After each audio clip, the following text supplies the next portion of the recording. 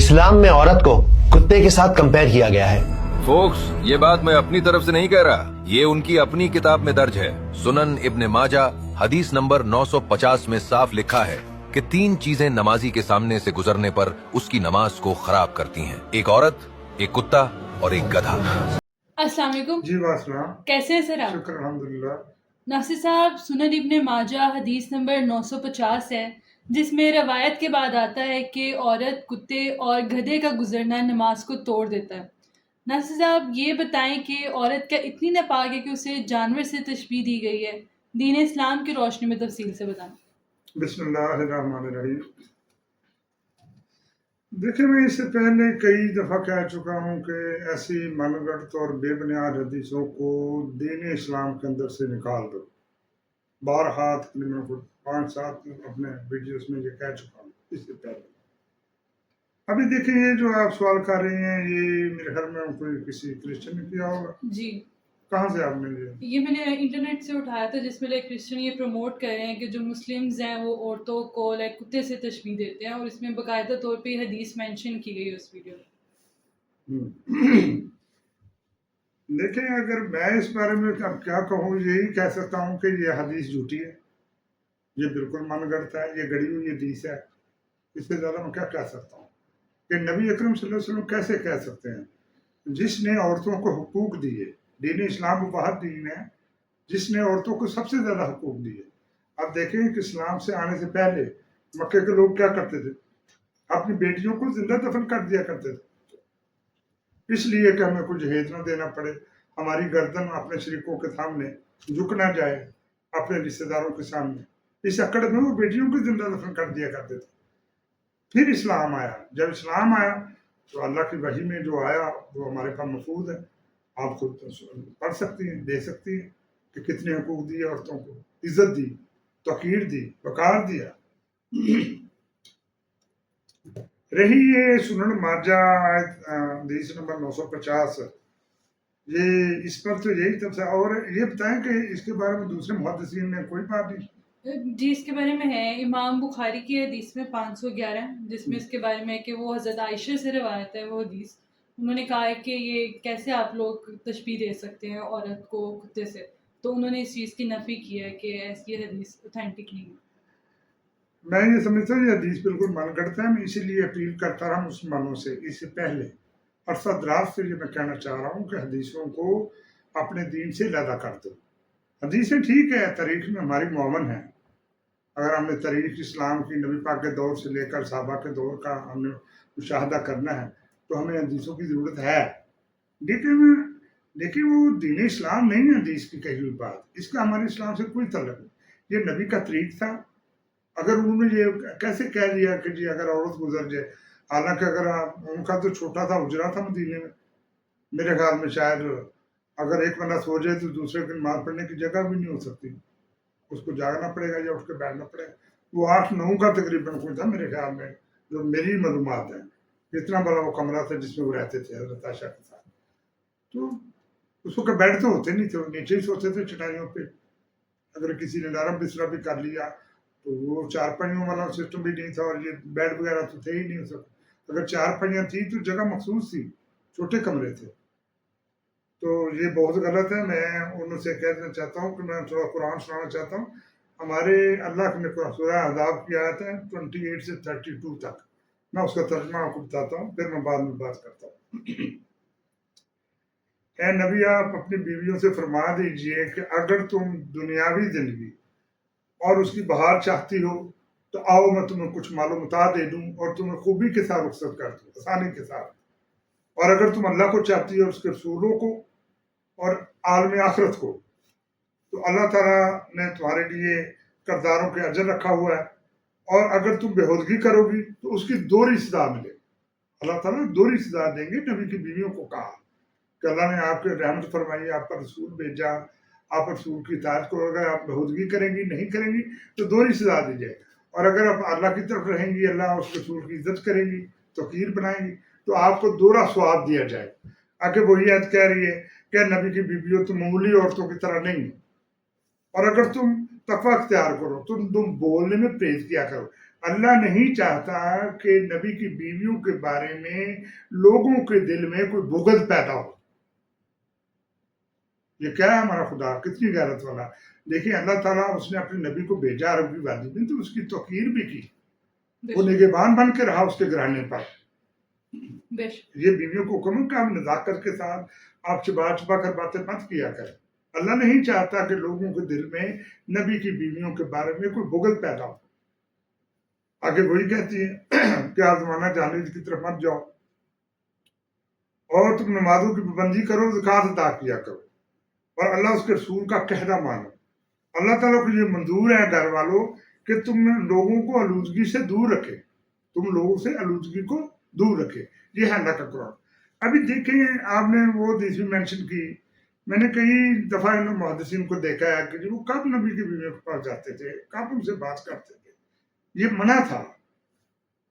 یہ بالکل ساری من گھڑت باتیں ہیں جو یہ کہتے ہیں جی ہم نے عائشہ سے سنی، وہ راوی ہیں، ابو ہریرہ راوی ہے. ان کو کیا مسئلہ تھا؟ یہ باتیں ہمارے دین سے کیا، یہ باتیں بار بار کرنے والی ہیں. وہ کس طرح سوتے تھے، وہ کیا وہ سجدے کرتے تھے، جہاں وہ پیر ہوتے تھے وہاں وہ سر رکھتے تھے. ایسی باتیں کرنے کا مقصد کیا ہے؟ یہ کس نے لکھی، کس نے لکھوائی، کون تھا وہ؟ میں اس کو کیا اس کے بارے میں برے الفاظ استعمال کروں؟ یہ سراسر بےہودگی ہے. اللہ کے نبی کے، اللہ اور اس کے رسول کے گھرانے کو ان کی تصدیق کرنا سمجھو تم نے اللہ کی تصدیق کر دی، اور کوئی مائی کا لال جنا نہیں جو اللہ تعالیٰ کی تصدیق کر کے وہ بچا رہے دنیا میں. ایسا کوئی نہیں ہے. اور اللہ کے رسول کے گھرانے کی تصدیق کرنا سمجھو تم نے اللہ کی تصدیق کر دی اللہ سبحان کی. ایسا کوئی مائی کا لال نہیں جنا جو ایسا کر سکے. اس لیے خاص طور پر مسلمانوں سے کہتا ہوں کہ ایسے محدثین اللہ سے ڈرو اور اللہ کی طرف آؤ. ایسی من گھڑت بے بنیاد باتیں مت پھیلاؤ. لیکن اگر ہم بیٹھ کے سوچتے ہیں کہ اس نے ہماری تصدیق ہے یہ بات کر، ابھی یہ مسئلہ بڑا آج جدید دور ہے، عورتوں کو پریورٹی دی جاتی ہے، ہر قوم دیتی ہے. تو کیا اگر دوسرے لوگ سنیں گے تو وہ یہ نہ کہیں گے کہ تمہارا کس طرح کا اسلام ہے، اس نے عورتوں کو کتے کے ساتھ تشبیہ دے دی. آپ بات تو ٹھیک کر رہے ہیں، ہم نے سوال کیا اور میں آپ کی بات سے اتفاق بھی کرتا ہوں. ایسا ہو سکتا ہے سوال اٹھے، یا جیسے آپ نے دیکھا کہ سوال اٹھ چکا ہے اور لوگ بھی سوال اٹھائیں گے، تصدیق ہوگی. تو یہ داڑھی والوں کے پاس کوئی ایسا فارمولہ ہے جس کا جواب دے دیں؟ نہیں. یہ شائن آئیں بائیں شائن ٹائن کریں گے اور بس بھول جائیں گے. یہ میرے خیال میں ایسا ہوا کہ یہ کوئی بنو امیہ کے اور بنو عباس کے دور میں ایسا لٹریچر ڈالا گیا تاکہ نبی کے گھرانے کی تصدیق ہو. وہ بشر اقتدار تو رہے، جتنے وہ نیک یا اچھے مسلمان تھے جس ساری تاریخ جانتے تھے. اگر تاریخ آپ پڑھیں آپ کو خود اندازہ ہو جائے گا کہ انہوں نے کس کردار کے مانے تھے، کس طرح سے انہوں نے کیا. آپس میں بندر بانڈ کرتے رہے، کتنے صحابیوں کو انہوں نے قتل کروایا صرف اس لیے کہ کوئی دعویٰ نہ کر دے، کوئی خلیفہ کا دعویٰ نہ کر دے، اقتدار کے لیے، مزے کے لیے. یہی تھا نا بندر بانڈ کے لیے. تو دیکھیں ان کو یہ چاہیے نہیں تھا جو انہوں نے کیا، مگر یہ حدیثیں میرے خیال میں ان ادوار میں ڈالی گئی. میں یہ کہتا ہوں مسلمان کی حکومتوں سے، جہاں جہاں مسلم کنٹریز ہیں، میں ان سے اپیل کرتا ہوں کہ آپ اس کے اوپر آئیں، بیٹھ کے اس کے اوپر بات کریں اور ان حدیثوں کو باہر نکالیں، دین اسلام سے کٹ کر دیں. کل کوئی حدیثوں کی وجہ سے دوبارہ سوال اٹھتا ہے تو ہم کہیں گے جو وہ ہمارے دین کا حصہ نہیں. اگر تاریخ میں ایسا ہوا تو وہ جھوٹی بات ہے جو وہ کر رہے ہیں، ہم اپنی جان چھڑائیں گے. اتنی باریکی باتوں کو ہر محدثین نے ڈالا. کیا میرا سوال یہ ہے کہ کیا یہ محدثین ہمارے نبی اکرم صلی اللہ علیہ وسلم سے زیادہ معتبر تھے؟ کیا یہ محدثین ہمارے صحابہ کرام سے زیادہ معتبر تھے؟ دیکھیں میں لوگوں سے سوال کرتا ہوں کہ کیا یہ محدثین جو تھے، جو نبی اکرم صلی اللہ علیہ وسلم کے کوئی 200-250 سال بعد پیدا ہوئے، انہوں نے کتابیں اکٹھی کرنا شروع کی، حدیثیں اکٹھی کرنا شروع کی. میرا سوال یہ ہے کہ کیا ہمارے نبی اکرم صلی اللہ علیہ وسلم سے یہ زیادہ معتبر تھے یا ان کی کہی ہوئی باتیں زیادہ معتبر تھی؟ کیا یہ ہمارے صحابہ کرام رضوان سے زیادہ معتبر تھے؟ ہمارے تابعین سے، تبع تابع یہ ان سے بعد میں آئے. صحابہ کا دور تو گزر چکا تھا. ابھی دیکھیں کہ امام بخاری یا دوسرے محدثین کے آنے سے پہلے کیا مسلمانوں کو نماز کا، وضو کا، غسل کا، حج کا، زکوٰۃ کا، نماز کا طریقہ نہیں آتا تھا؟ کیا وہ سارے طریقے نہیں جانتے تھے؟ ہمیں ان حدیثوں کی کہاں پہ ضرورت تھی؟ کیوں ڈالا گیا؟ میرا سوال یہ ہے کہ محدثین نے حدیثیں لکھی، شاید انہوں نے لالچ کیا، ان کو لالچ دیا گیا ہوگا۔ میرے خیال میں یہ ہے کہ ان حدیثوں کو ان کو خریدا گیا اور زبردستی ڈلوائی گئی دین اسلام میں، تاکہ اللہ کے ایک دین میں رکھنا ڈالا جا سکے۔ اقتدار تو لے لیا نامرادوں نے، تو وہ جو ہے انہوں نے رکھنے ڈالنے کے لیے ان محدثین کے ذریعے کسی سازش کے تحت ان حدیثوں کو دین اسلام کے اندر ڈال دیا اور ان کی حفاظت کرتے رہے۔ اور مجھے افسوس اور مجھے دکھ ہے ان مولویوں پر، ان علماء پر، جنہوں نے اس کو فوراً دین اسلام کا حصہ بنا دیا، اور وہ ایسے بیان کرتے ہیں۔ قرآن تو میں نے ان کو کبھی پڑھتے دیکھا نہیں۔ اگر ٹی وی کھولیں، ہمارے رمضان آتا ہے، آؤ جی حدیث سنیں، وہ بھائی اللہ کا قرآن سنانے سے شرم آتی ہے تمہیں؟ میں سارے الیکٹرانک میڈیا سے یہ درخواست کرتا ہوں کہ آپ سے پاس کوئی آئے پروگرام لے کر کے حدیث کو بیان کریں تو آپ اس کی جگہ اللہ کے قرآن کو پریفر کریں، آپ کو دوہرا ثواب ملے گا۔ کیوں حدیثیں بیان کرتے ہو؟ ہمارا کوئی تعلق نہیں ان حدیثوں سے۔ میں تو پہلے بھی کہتا ہوں ان حدیثوں کو جلا دو۔ اب یہ میں آپ کو کیا کرتا ہوں، اللہ عبارت ہے اس دین کا، جس پہ آپ نے ذمہ داری لی تھی کہ میں اپنے دین کی حفاظت کرتا رہوں گا، اور اللہ تعالیٰ نے ویسے قرآن کی کہ میں اس کو اپنی کتاب کی بات کروں گا، یہ تو قرآن سے ریلیٹڈ بھی نہیں ہے، یہ تو ایسا مواد ہے جو زبردستی ڈالا گیا، ہم اس کے ذمہ دار نہیں ہیں۔ ہم آج کے بعد کسی حدیث کی ذمہ داری نہیں لیں گے۔ میں تو پہلے جب میں نے قرآن کی اسٹڈی کی، قرآن کا ترجمہ پڑھا، پھر میں حدیثوں کو پڑھا، ان کا ترجمہ پڑھا، تو مجھے اس وقت 30 سال پہلے اندازہ ہو گیا تھا کہ ایک دن آئے گا انسان ہمارے اوپر سوال اٹھائے گا، خاص طور پہ غیر ملکی جو غیر اسلامی لوگ ہیں وہ سوال اٹھائیں گے، اور وہ سوال اٹھنا شروع ہو گئے۔ مجھے بڑا دکھ ہے کہ دین جس کو ساری کائنات کے لیے، جس کو ساری کائنات پر پھیل جانا چاہیے تھا، وہ ان لوگوں کی، ان مولویوں کی جہالت کی وجہ سے وہیں پہ رک گیا۔ خیر میں انگلش میں ایک اور بلاگ بنانا چاہتا ہوں تاکہ جس نے وہ ویڈیو بنائی ہے تاکہ اس کو اس کا پراپر جواب دے سکوں۔ یہ تو ٹھیک نہیں ہوں گے، ان کی جہالت تو پوری دنیا میں پھیل چکی، ان مولویوں کی داڑھی والوں کی ان کی جہالت تو پھیل چکی، جس سے مجھے ڈر ہے۔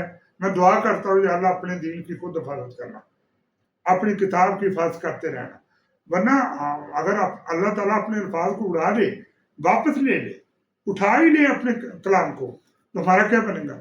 ہم تو مارے گئے دنیا میں بھی اور آخرت میں بھی۔ میں تو دعا کرتا ہوں یا اللہ اس کو نہ اٹھانا۔ اللہ تعالیٰ کہتے ہیں جب میں اتار جاؤں گا نا، جب ان سے تنگ پڑ جاؤں گا تو اپنے الفاظ کو واپس اٹھا لوں گا۔ وہ کلام جو اس میں آسمانوں سے، انہوں نے اس کی قدر ہی نہیں کی۔ ہمارے اوپر اللہ نے اپنا نور بھیج دیا۔ نور نبی اکرم صلی اللہ علیہ وسلم نہیں ہے، وہ تو ایک انسان ہے، بشر ہے۔ نور اللہ کا قرآن ہے جو ان کو دیا گیا، یہ اس کو سمجھے نہیں، انہوں نے اس کی قدر ہی نہیں کی۔ انہوں نے غلافوں میں لپیٹ کے اس کو باب لادوں پر رکھا اور من گڑت اور بے بنیاد حدیثوں کو، ان کی تعلیم کو سر عام کیا اور فخر کیا اس تعلیم سے، اور ایسے بیان کرتے ہیں بار بار حدیثوں کو جیسے کہ ان کے کوئی اباء و اجداد نے یہ لکھی تھی۔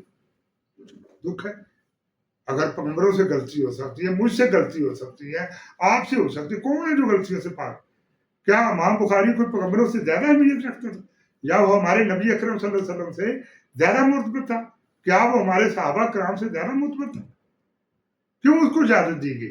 کیوں اسے یہ حدیثیں رکھوائی گئی؟ کیوں جمع کروائی گئی؟ کیوں ڈالی گئی دین اسلام کے اندر؟ اور آج کے یہ جو ان کی سیفٹی کرتے ہیں، محدثین کو تحفظ دینے والے ہمارے ہی علماء، آخر یہ ایسا کیوں کرتے ہیں؟ کیا انہوں نے مر کر اللہ تعالیٰ کے پاس جانا ہے یا امام بخاری کے گھر جانا ہے؟ مجھے یہ تو بتاؤ۔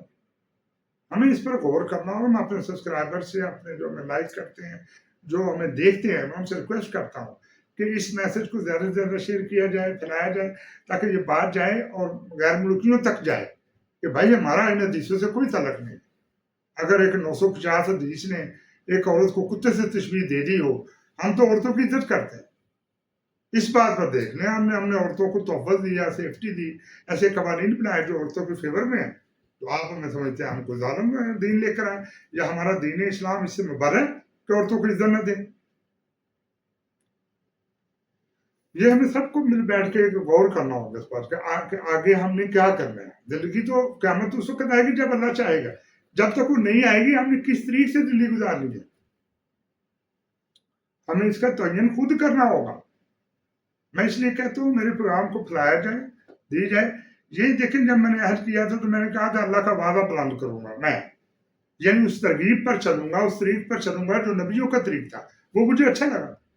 اب میرے کو لالچ نہیں ہے کہ میں کسی پرپز کے تحت یا کسی کہیں سے ایڈ آتی ہے ہمیں تو ہم اس لیے پرچار، جن کو ایڈیں آتی ہیں آپ سب کو پتہ ہے، اس لیے اس بات پر غور سے کریں، حدیثوں کو ڈھانپ جائیں، حدیثوں کی طرف جو آپ سے حدیث بیان کرے اس کا ایسے کر دیں، اس کا منہ بند کر لے، اگر سنانا ہے تو اللہ کا قرآن سنا دو اگر تمہیں آتا ہے۔ اسی طرح ان کا قبلہ درست ہوگا جنہوں نے دین اسلام کو پتہ پرست کیا، جنہوں نے قرآن کی تعلیم کو پتہ پرست کیا اور ایک من گڑت اور بے بنیاد اور واہیات ترین حدیثوں کو آگے لے کر آئے۔ میرے خیال میں سمجھ جانا چاہیے لوگوں کو، اس سے زیادہ میں کیا کہہ سکتا ہوں۔